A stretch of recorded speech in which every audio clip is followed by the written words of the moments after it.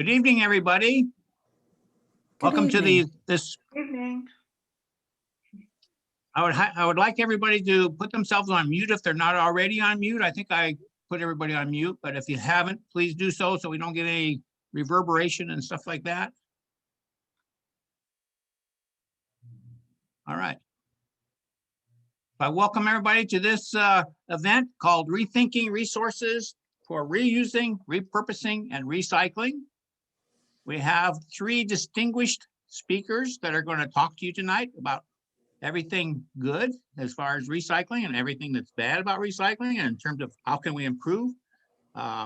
We have Selma, who is one of our members here in the food co-op, and she's been a long-time owner and long-time volunteer for the co-op on many, many events, and is a volunteer extraordinaire. And she's for nearly 3 decades, she has been active in recycling and runs a 501c3 nonprofit dedicated to fostering more widespread cycling by our local citizenry. Besides her, we have MC Morris, who is with the R Board. MC grew up in Buena Vista, Virginia, and attended Washington College before it became, Mary Washington College before it became University of Mary Washington. She majored in political science and worked at the Virginia State Capitol and the DC Metro after graduation. She later moved to Falmouth and is the proud mom of 2 adult daughters, Katie and Annie Moncure, and an adorable grand dog. All thankfully live fairly close to her home in Chatham Heights, so that is really good. MC spent most of her career years working in marketing related activities, including commercial real estate, local radio, and then in 2006, she began working for Stafford County. She was first hired to be the Stafford County tourism manager and later managed the economic development and tourism marketing for Stafford. And currently, since 2018, MC has worked for the R Board, who manages the landfill that's jointly funded by the city of Fredericksburg and Stafford County. And she works as the community outreach supervisor. Finally, we have Diane Jones, who's also with the R Board. She is the recycling manager at the Rappahannock Regional Landfill. Diane and her husband, Bob, have lived in the Fredericksburg area since 1982. They were blessed with 3 girls, all of whom have successfully flown from the nest. Diane is a proud graduate of Germanna Community College and the University of Mary Washington. Her degrees are in business management, which she believes has served her very well in her career. Since 1989, she has been employed in the field of waste management, specializing in recycling, waste diversion, and handling of special wastes. Her first job in the field was with Spotsylvania County. Currently, she works with the Rappahannock Regional Landfill. The landfill service area is Stafford County in the city of Fredericksburg. And she wishes to thank the Fredericksburg Food Co-op for the opportunity to work with Selma and MC Morris in tonight's presentation. And I'm sure that they also wish to thank her for working with them. Anyway, I'm going to give it up to Diane. She'll start the talk. And if you have any questions, there's a chat box down at the bottom. Please put any questions you have into that chat box, and I'll try to give them to the speakers at the end of the session. We don't want to interrupt during their talk, and I'll try to make sure that all of them get answered as best as we can. So without further ado, Diane, it's all yours. Okay, thank you so much, Gerald. Again, thank you to the co-op for sponsoring this tonight. And I also want to thank everyone that showed up. We really appreciate you being interested in this wonderful subject banner. The banner that you're looking at right now looks like an ordinary mosaic, but it was actually created by German students. They were upcycling plastic bottles and container caps. And we want to thank Mary Ann from the co-op. She is the banner mistress. She did this introductory slide for us, and we think it's beautiful. Next slide, please. So we're going to start out with some statistics. And this one is the blue line is going to be over time, the amount of pounds per day that a typical resident would make in our country. This is a USA indicator. And the green line is in millions of tons. And I really want to stress that, millions of tons. So as you can see from this slide, there's definitely an upward trend in the amount of waste that we are producing in this country. The interesting thing about this is that it's called MSW. So this is not the total number we produce. MSW is called municipal solid waste. And basically it is the waste that you would make in your homes, in restaurants that you go to, in stores where you shop, and hospitals and schools. But a very, very large number of tons, millions of tons, are not being shown on this slide. For example, every year we do numbers for the state, and I know that every year we're about 3366. So in other words, this year it was 35%. 35% of what we landfilled at the our board landfill was not MSW. So this number is actually much, much higher. The other fun fact I did with this slide is to take our population and our MSW generated, and we in this area, which is about 4.84 pounds. So we're right in the mix here. Next slide. So this one is the Census Bureau, and what we're showing here is trends in our population growth. They define this as the surplus or deficit of births over deaths, as well as the number of immigrants that are entering our country. Interestingly enough, right now, 2019 was the most current number. 14% of the number of people in the country were current migrants. But again, what we're trying to show in this slide is the downward spiral, the downward trend of our population. The US worldwide, we're only 4.2% of the population. I thought that was an interesting fact as well. So these two slides, what we're trying to say to you is our waste generation is obviously going up, and yet our population trend is going down. Next slide. And this again is the same situation here, the MSW only. And what I really wanted to point out, which saddens me, is that this is by weight. This is by weight.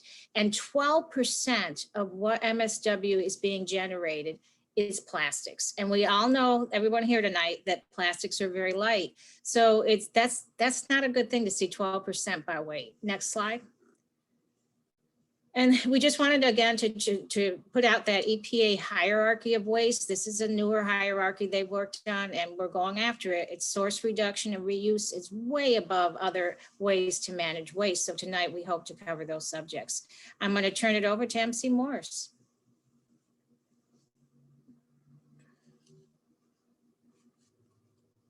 Who's hopefully going to hit her unmute button in about time. Sorry, I thought if I hit the little button differently, it would work. So we're going to have a little landfill lesson right now.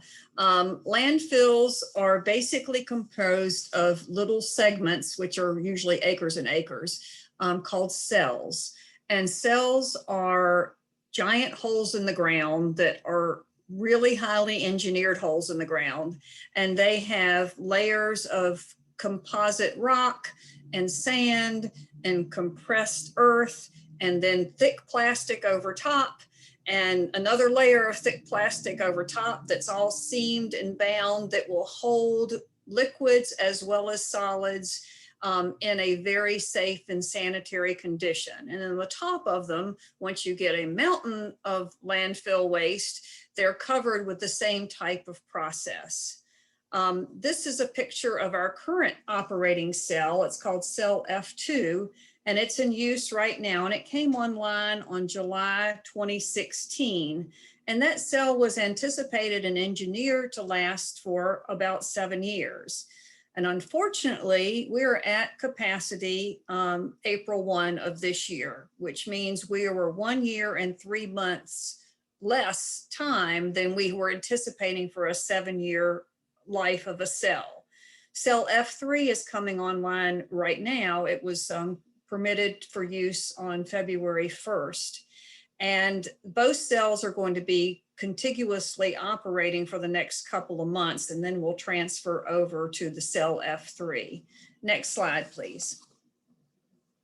So this is not your mother's recycling program. Several years ago, if we were doing this type of program with you, we would probably have talked about the best ways to recycle. Make sure your materials are all cleaned out, and make sure the lids are off, and make sure that, you know, you check your plastics and there's no residue on them. But we're beyond that right now. With the upside down international markets, we're not able to continue to rely on recycling as a real solution. So the purpose of this webinar is to really express to you the importance of rethinking how to repurpose and reuse items without relying on recycling. Next slide, please.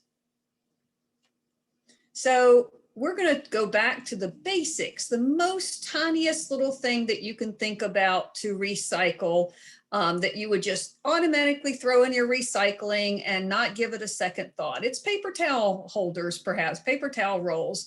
These are just a few little fun examples of different ways that paper towel rolls could be used. And it's just a basic germ of an idea to hopefully allow you to ruminate on it a little bit and to allow you to think of different ways. So before you throw things in the recycling bin, think about what else you could do with them. And that is the purpose of this slide.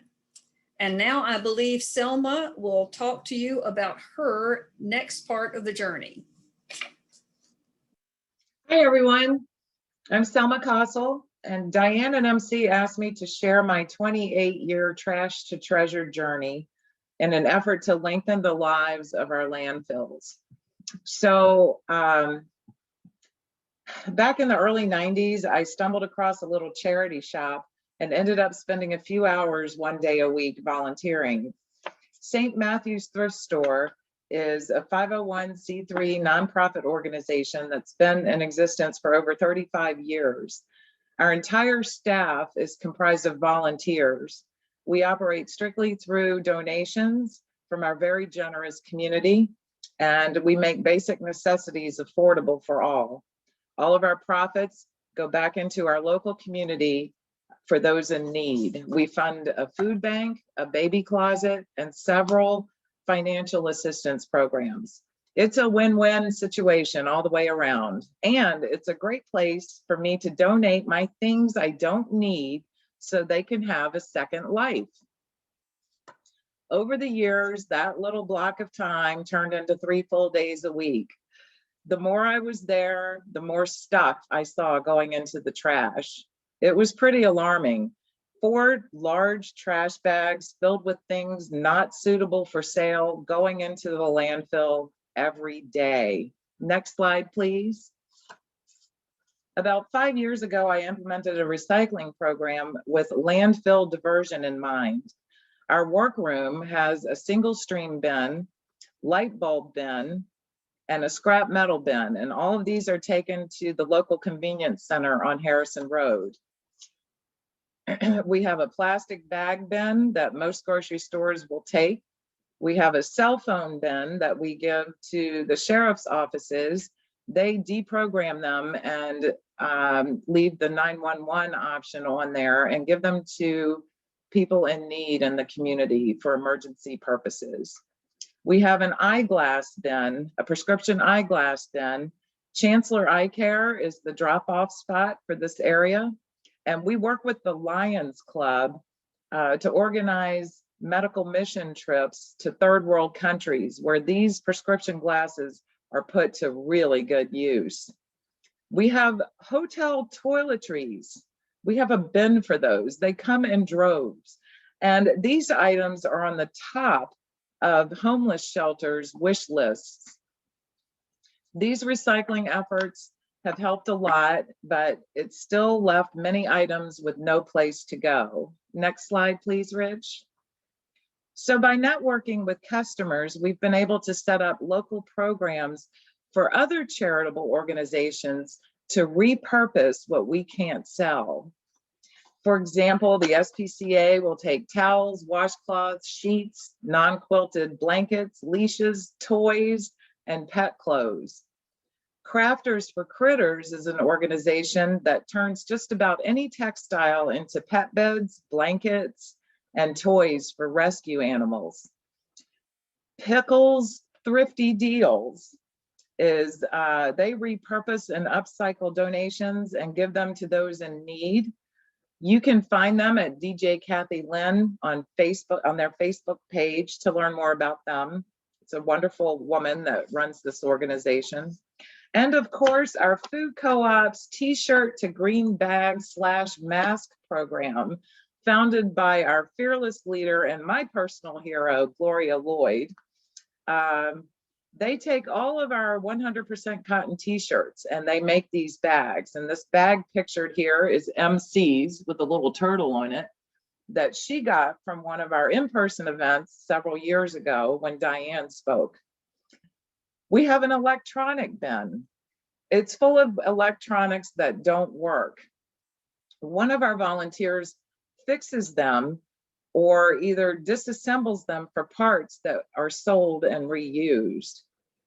Best Buy has a free e-cycle program for small electronics. Their website states that you can take up to 5 at a time to be recycled there.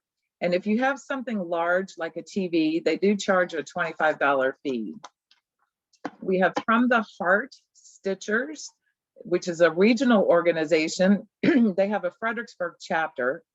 They do really awesome things, like they upcycle men's collared dress shirts into dignity bibs for men who are living in assisted living facilities and nursing homes. They also make hat and mitten sets out of beautiful wool sweaters. And I'm going to show you a photo of that in just a second. We have a free bin, which is always fun and always a surprise. And we also have a book bin. We get lots of books. And I'm so excited to be able to say tonight that a newfound resource for donating books is DL Creations book folding art, which I'm going to talk about in just a second. So next slide, please. Here are some of the photos of the amazing things that have been upcycled from things we can't sell. This is one example of DL Creations book folding art. It's a heart with an anchor. The top right photo is a dignity bib made by our volunteer, Julie Shire. The bottom photo is a hat and mitten set made from a wool sweater purchased from a thrift store. This set was made by From the Heart volunteer Marsha Reed. What's really cool is From the Heart uses the entire garment to make something for charity. For example, the back of the shirt is used to make walker bags, and the sleeves are cut into squares to make quilts for children. The wool sweater is actually washed and dried, enabling them to use the entire garment for the hat and mitten set. So there's no waste with the textiles that they use. What an inspirational way to reduce, reuse, and repurpose. All of their patterns and instructions are available on their website, www.fromtheheartstitchers.org, if you'd like to learn more about those. Next slide, please. And here are two more beautiful examples of DL Creations book folding art. The one on the left is The Artist Told Me, was a personal favorite. The one on the right is just incredible as well. I'm trying to figure out how she got the little seeds in the middle of that sunflower by folding the pages of a book. They're just beautiful. These images on our presentation are a little blurred because of the watermark emblem, but if you go to dlcreations540.com, you'll be able to see her work in their full glory. They're just beautiful.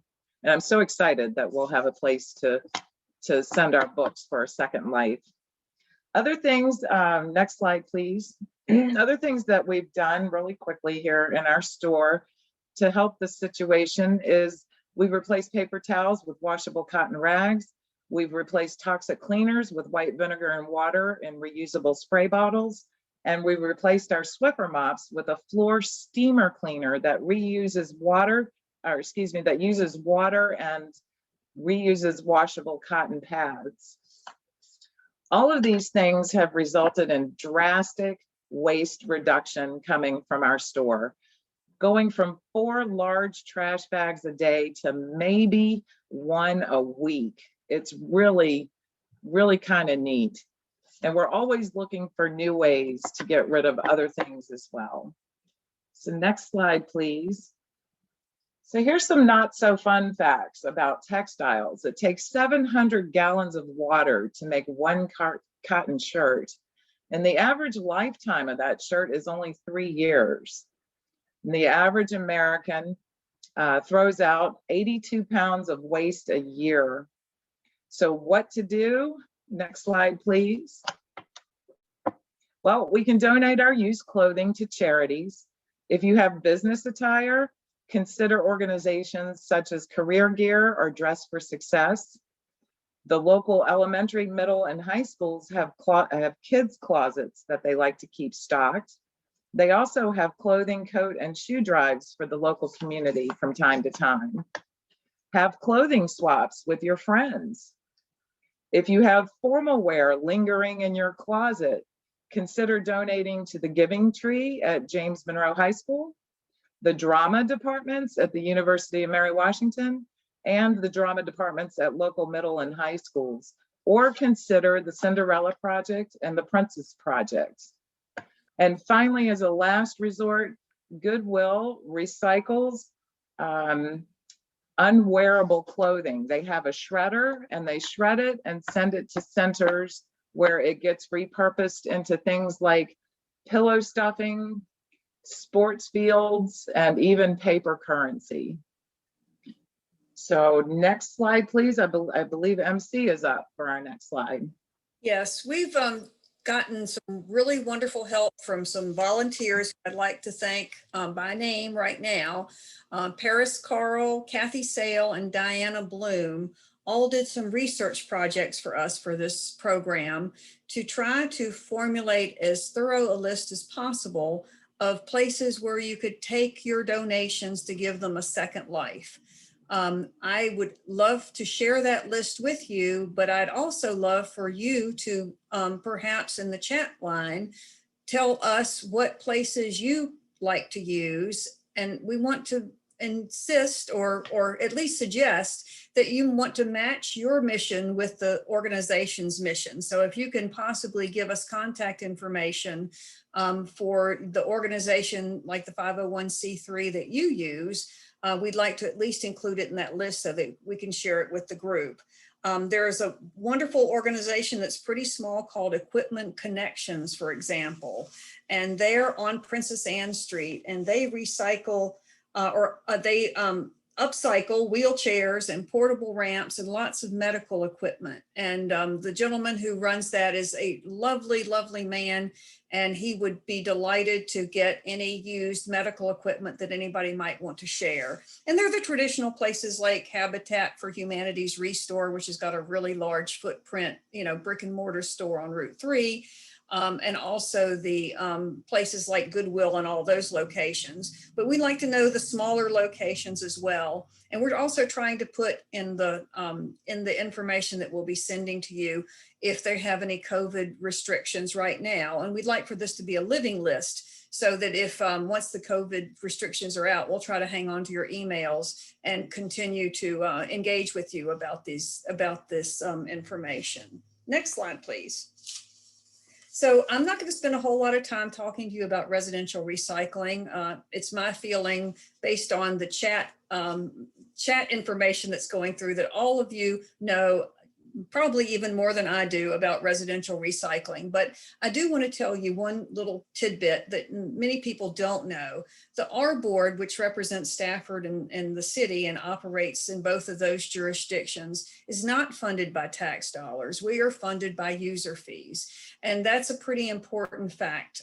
Spotsylvania County has got a different funding formula. Their funded with the help of taxpayer assistance. They have 3-man convenience centers. I'm sure they have information online to tell you much more. And we certainly have information online at r-board.org to tell you more about what we recycle and what we accept. Next slide, please.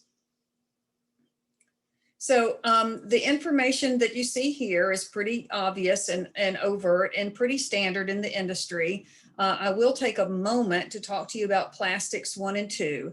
I'm sure as you all understand very well, unless you have a market on the end of the loop or the end of the line, you don't have any reason to recycle on the front end.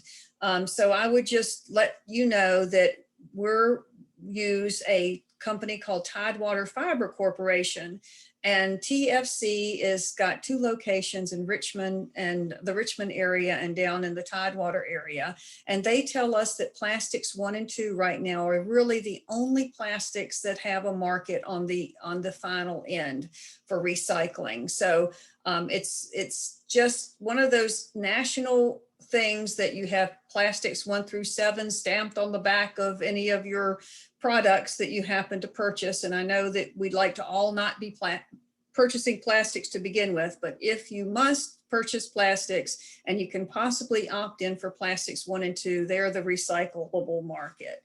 Next slide, please.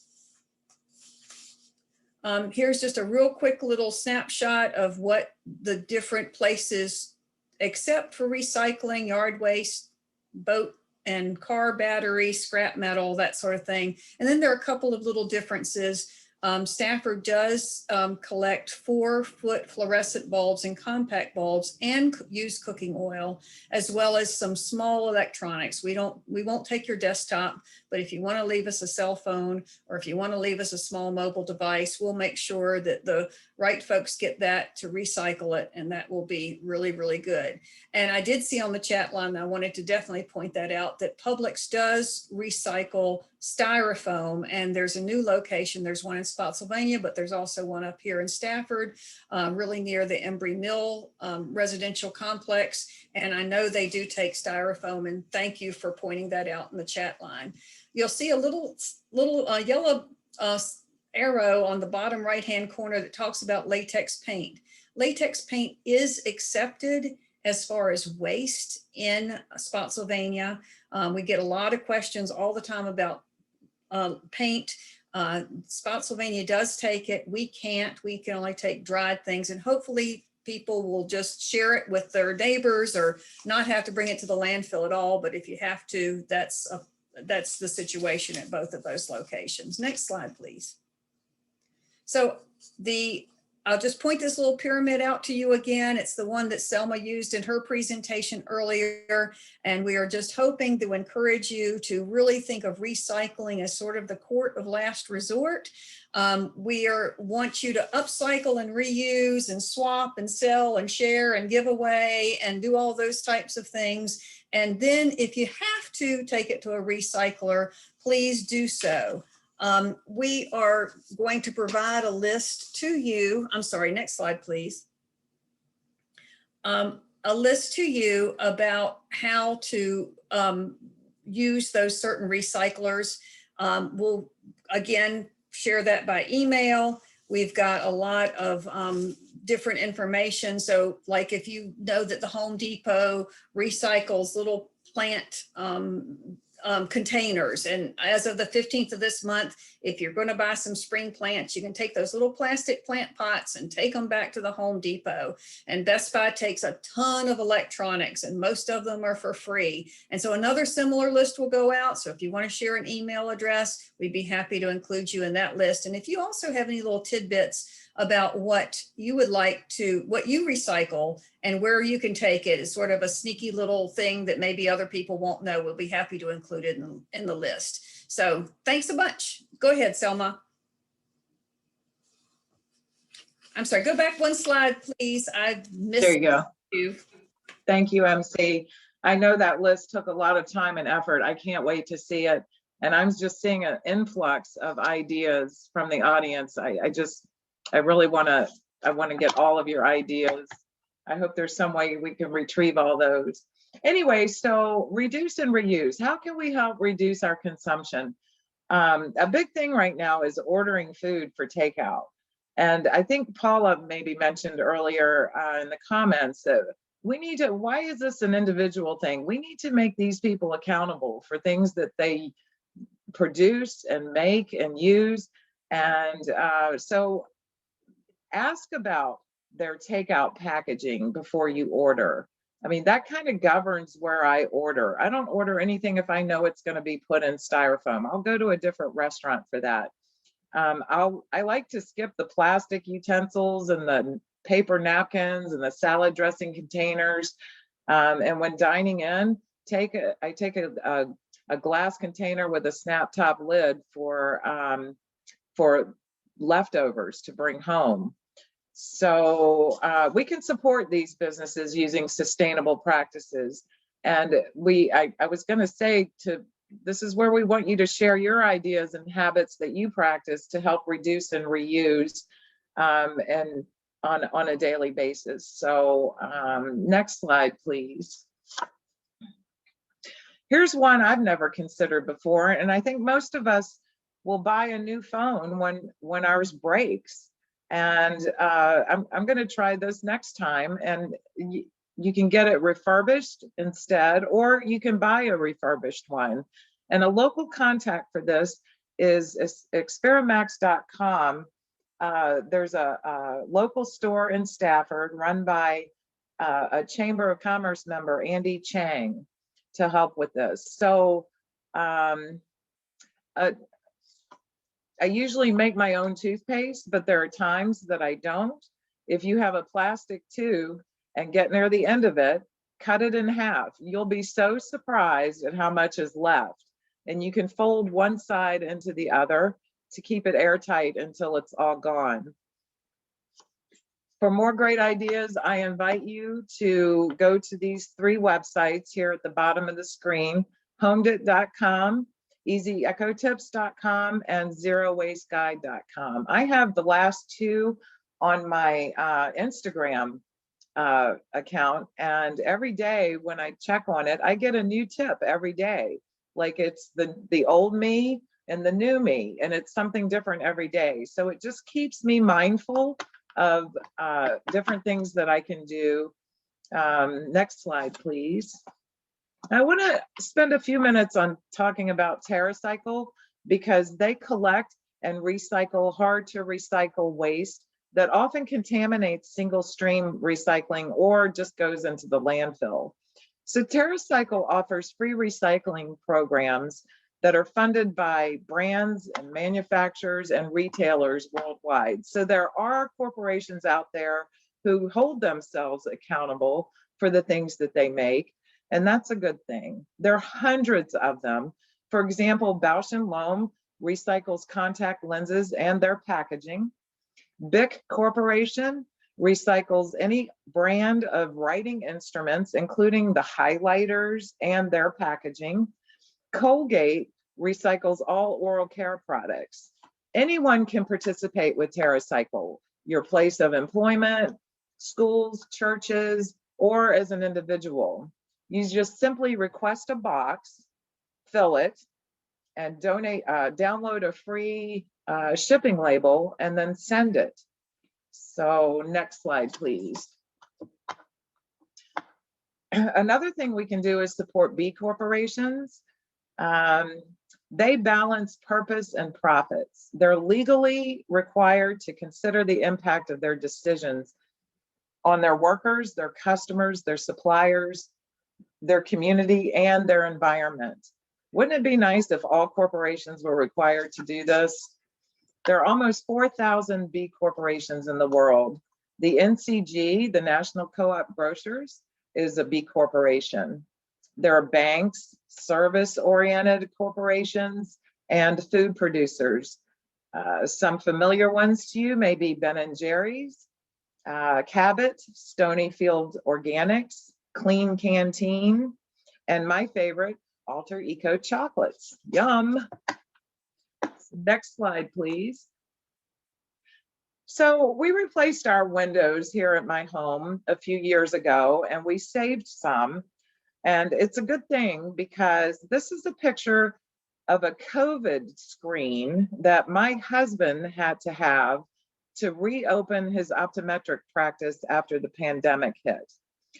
Acrylic screens were very scarce back then, and if he found one, it was $600 for like a 3x4 foot acrylic screen.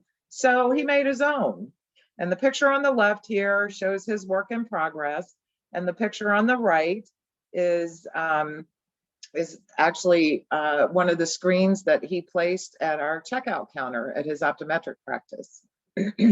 Next slide, please. He also made a little greenhouse that we use for different things. Right now, it's a home to some fire logs. And you can also turn just a simple window into indoor-outdoor window art. I also use windows as cold boxes for my container gardens. Next slide, please. And lastly, here are a few more of our favorite upcycling ideas. The picture on the left was created by MC's friend, Ken Smith, and he's been dubbed the king of salvage by me. Ken repurposed medicine bottles and scrap wood to organize his entire tool shed. What a clever idea. And the picture on the right is my toilet paper holder made by my ancestors who owned a large antique store in Roanoke, Virginia. They specialized in antique lamps, and as you can imagine, they had a lot of lamp parts. So this holder is made entirely out of lamp parts, down to the crystal dangles at the bottom. It's just perfect for our powder room throne. And what brand of toilet paper is that, you ask? I'm so glad you did. You read it right. It's from a company called Who Gives a Crap. It's made from recycled paper. It's tree-free. The wrapping is plastic-free. Their carbon footprint is neutral, and 50% of their profits go to help build toilets worldwide for the 2.3 billion people that don't have one, making a huge positive impact on those people's environments. So that's all I have for now. The next slide, Diane is up. Sorry, I had to unmute myself. So they asked me towards the end here to talk about household hazardous waste, a subject that we all need to think hard about. And we decided first, we discovered in recent months, Green Acquire. Two of the co-op members, Deborah Caldwell, as well as Vic Islandfield, have been working on this program, and we found it to be very, very good. They both live in Acquire Harbor. And when the R Board has a sponsored household hazardous waste event, they do one in their neighborhoods. So we might be running 9 to 3 on our program, and they would start there, say 8 to noon. And then by 1 o'clock, they're bringing the material and all the material, to our facility that they cannot reuse. So what they do, they said, is they literally set it up in Vic's driveway, and they have several trucks. And as the items are coming in, they're inspecting those products and saying, is this reusable? Is it something that we can move on? And rather than bring it to the hazardous waste program. And they said on average, 30% they are able to get to a new person to use. And in fact, he said the last program they did last fall, 35% they believe they moved on as reuse. They just simply posted on FreeCycle and Craigslist, and poor Vic and his wife keep the materials in their driveway. And he said the last event, which was on a Saturday, he had everything taken by Thursday. And he said people that come in are so grateful for the opportunity. So that's a really good practice. Next, and also we hear this a lot in the hazardous waste programs. I get more people come in with big pickups, and they'll say, yeah, I did my whole cul-de-sac, or I made sure everybody in the neighborhood knew I was coming. So good, because then you just got the one vehicle on the road, and it's very efficient. Next slide, please. So the main thing I can't say enough about household hazardous waste is reduce, reduce, reduce, reduce. And if you have to buy the product, try to buy only what you absolutely need. We get people coming in all the time with huge bags of fertilizer that they've hardly used. And, you know, it's like, just if you can get away with not using it, don't, and buy absolutely only what you need. And then share it, you know, because like Vic and Deborah have proven at Aquia Harbor, people are out there that'll take the product if it's in decent condition. I wanted also people to understand that household hazardous waste for the R board is a totally voluntary program. They love the program. They believe in it. The board very much supports it, but it is expensive. And since COVID last year, our budget runs from July 1 to June 30th. And last year, before that budget year ended, we were impacted by COVID very much so. And we were only able to afford to do one program instead of our two annually. But they're committed, and you know, if the money's there, we're gonna do it. Year round, we do collect those fluorescent bulbs. In a few years back, we reassessed that program. It used to cost twice this, but nonetheless, the program we're using now is $12,000 annually on average. Oil and antifreeze tanks, we keep one of each at both Bellman and Eskimo Hill. And it's usually well under 5,000. They charge per pickup to pick up and empty the tanks. But unfortunately, right after our new fiscal year this year, both tanks at Eskimo Hill were contaminated. And it was so much work and cost to get that situation cleaned up. So people, you know, we've been educating people. We now have to lock these containers.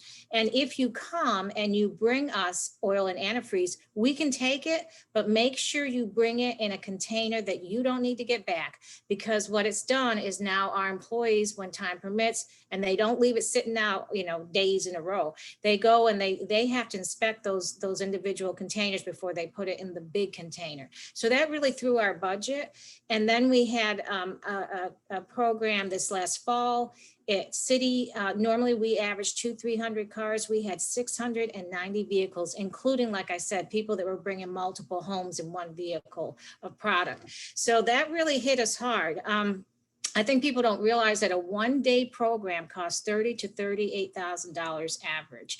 We're a little low right now with the budget that's left, and the director is working with me to see if we can, if we're saving money in other areas, if we can do a second day, and we really, really hope we can this spring. The last thing I want to say again, remember, this was voluntary. The R board since 2000 has spent over $1 million on these programs. They really are committed. And in fact, in anticipation of recovery in the next fiscal budget year, which starts July 1, they have given me $90,000. Normally they try to give me 80. But they're very committed to it. And remember, this is for them, this is a voluntary situation, a community outreach. We also found out that garages, a lot of garages around the area. I mean, you know, if you want to bring your oil and antifreeze to us, but a lot of local garages will take the oil. We do at the landfill as well, use some of it for our heating. So there's a lot of companies out there. If you call in advance, a lot of car care places will take used oil. Next slide. So in closing, you are reading this right. It is 194 billion masks and gloves being used monthly in the world. So this is in the world, and this was a study that was done once COVID was truly a pandemic and impacted our world, our global world. We understand, I learned a lot. Medical people have to wear the blue mask or the other bigger one. And they go through gloves like, you know, all the time anyways, they always have. If they're in a room with a patient, they have to flip those gloves off before they go to the next room.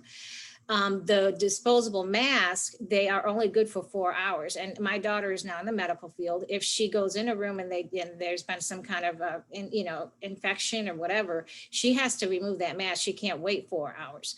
So I sympathize with the medical side of this, but everybody else should be really thinking reusable when it comes to these masks. Everybody else should be thinking reusable. Thank you.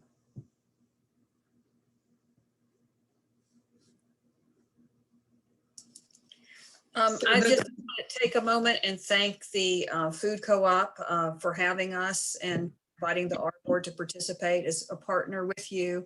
Here's our contact information. I know we're going to try to get to some of the questions and do chat box things, but please feel free to contact any of the folks on here by email, and we would be delighted to hear from you. So thanks a bunch for having us, and thank you for being such great partners in the community. I know you do lots of work every day on all sorts of environmental as well as health fields, and we're just really grateful that you're here, and thank you for asking us.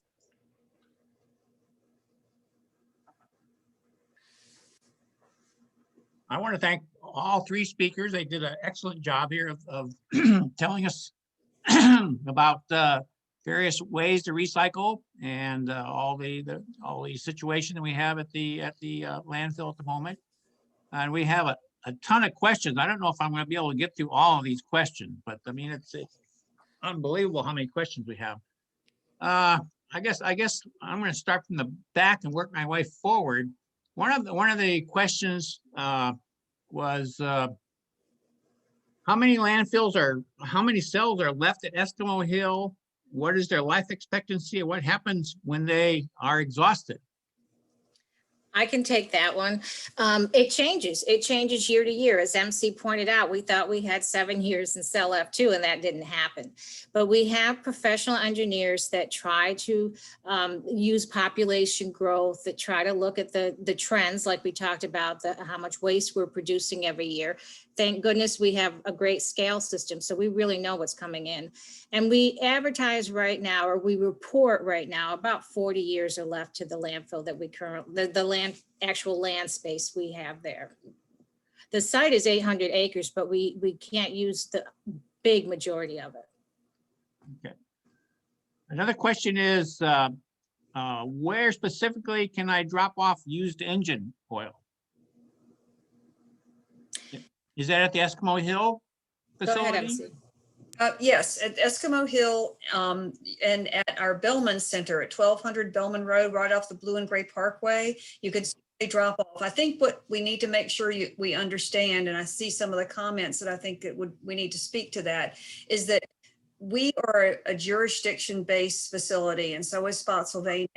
And we can only take waste or recycling from the city of Fredericksburg or Stafford County. And when you come through our facility, you will be asked for a driver's license if you're not a regular, or you'll be asked for some sort of identification. So in Spotsylvania, I believe they take both antifreeze and motor oil from Diane's research, and we certainly take both at both of our facilities. Okay. How about kerosene? Is there a special place for kerosene? Well, because this group has shown up tonight, I'm going to be careful. Yes, we know, our vendor tells us that kerosene can be also put in the used oil containers, and we've trained our staff to know that. Remember, I said we have staff now that have to put it in these containers. Don't really want to make a lot of that public to the general public because we're terrified of contamination. And also when people drop off things that are not what we can use, we have to store them and we have to move them on a regular basis because we're regulated, we're not allowed to keep it. So we don't want things like that to get out of hand. But for if people call and ask, I always give that information out. Kerosene can go in with used oil. Okay.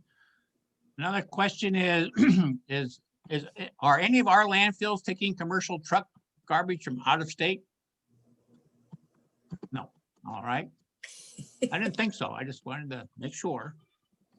All right. Let's see what else we got here. There's so much of this, so much here. Keep moving. I think you talked about glass, right? I mean, the fact that each place has a place to put glass, not for recycling, but for other purposes, right? It's separated and. The The glass situation we discussed yesterday, and I didn't refer to it today because I knew we were having people from all over the region participate. So it really depends on how you dispose of your waste. If you have county waste or waste management or Shiflets comes to your curbside and takes recycling away, then you should contact them as to whether or not you should include glass in the single stream. If you're willing to, and you're a resident of the Stafford County or again, the city of Fredericksburg, you're welcome to bring glass separated. And we encourage that for those two jurisdictions, because we do participate in the Purple Can Club, I think is what it's called in Fairfax. And we do send glass to them, big containers of glass, which they then crush down and use in all sorts of different purposes. We don't send it to any of the glass that's saved out, we do not send it to our regular traditional recycler because they can't handle it. They don't want it. It costs us a ton of money to recycle it. It really is a big drag on our recycling program. So we are very eager to encourage every resident of the city of Fredericksburg or Stafford County who would be going to the landfill or Bellman Road anyway to separate their glass. Kat says, I think you mentioned that 30% of the waste left at the landfill was not municipal solid waste. Where is that waste from? The two categories are called construction and demolition. That's really it. And some they call it industrial, but the bulk of it is construction debris, which is very, takes a lot of landfill space. So any projects like that. Well, how does the engineers sort of anticipate how much of that you're going to get? The numbers have been stable for years. We've been doing these numbers every year because we do them for state reports and also for our planning. And so we know, like I said, it's usually 65, 35, 66, 33. And they know there's also a cubic yard volume for C&D versus MSW. Okay. There's another question from Tina Pruitt. Can envelopes with plastic windows be recycled? You want to take that one, MC, or? No, okay.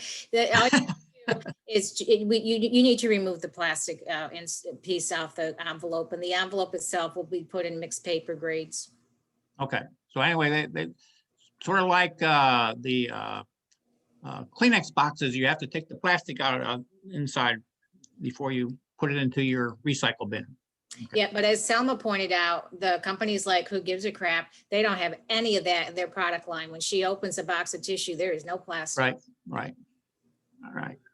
See, another one was, let's see, what were the bins that Selma was discussing, and are they set up somewhere specific to take donations, or were they just ideas or places to take your donations? Okay, so this is a thrift shop that I volunteer with, and we do take donations. We're happy to take yours, but I wanted to share with you what we do with our stuff so that we're not like taking it to one place and then the other place is taking it to where it needs to be.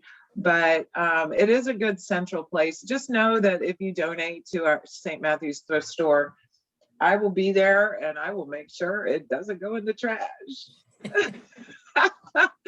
I think my one of my volunteers, Julie Shire, who makes the dignity bibs out of collared shirts, is on here tonight, and she can tell you that no one throws away anything in that trash can on my days.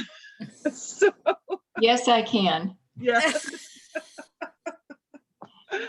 So yeah, we're located at 10639 Courthouse Road. It's in the Breezewood Shopping Center, and it's called St. Matthew's Thrift Store. So Well, I want to pose a last question, and that is for each of you. What one thing do you think that citizens could do within the city of Fredericksburg and Spotsylvania to that would have the greatest impact on the life expectancy for the landfill? okay, well, I can start off with that. What I try to do is focus on what I use a lot of.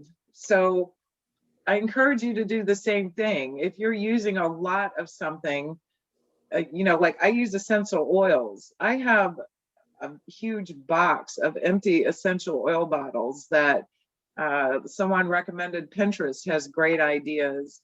I think I Googled what can you do with them. And so I'm saving them so that I can do something with them. But I think what we all need to do is focus on what we use the most. And I think it's a situation where you can't do all of this perfectly, but all of us can do it imperfectly, and that'll make a huge difference. So I really try to focus on what we use a lot of and go from there. Okay. How about you, Diane, or UMC? You're at the landfill, so you see the stuff coming in. Is there any stream coming in that you just sort of tear your hair out and say, why are people doing this? Or why are they throwing this into their waste bins and stuff like that? Diane, were you going to talk about composting? No, I thought about my point when Gerald gave us a heads up yesterday. So if you want to start. Well, I think that when you see that 12% of the weight of the municipal solid waste is plastics, and plastics is just such a terrible, it's got such a terrible environmental impact. And I see some people like Paula and different names on this chat line, and I can't hold a candle to any of you folks. You've been doing this for years. I've been doing this for 2 years, and I'm still learning.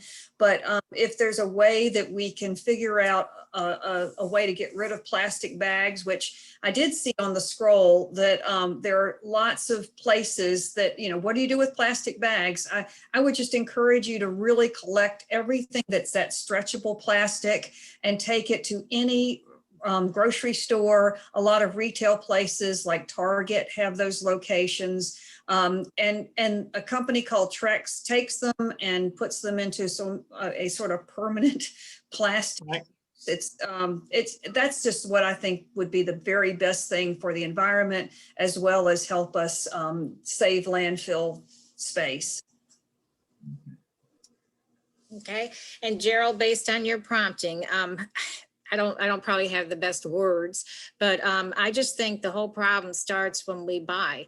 So if we can reduce it, the very beginning, we don't have a problem. Just reduce what we buy and think twice before you buy stuff.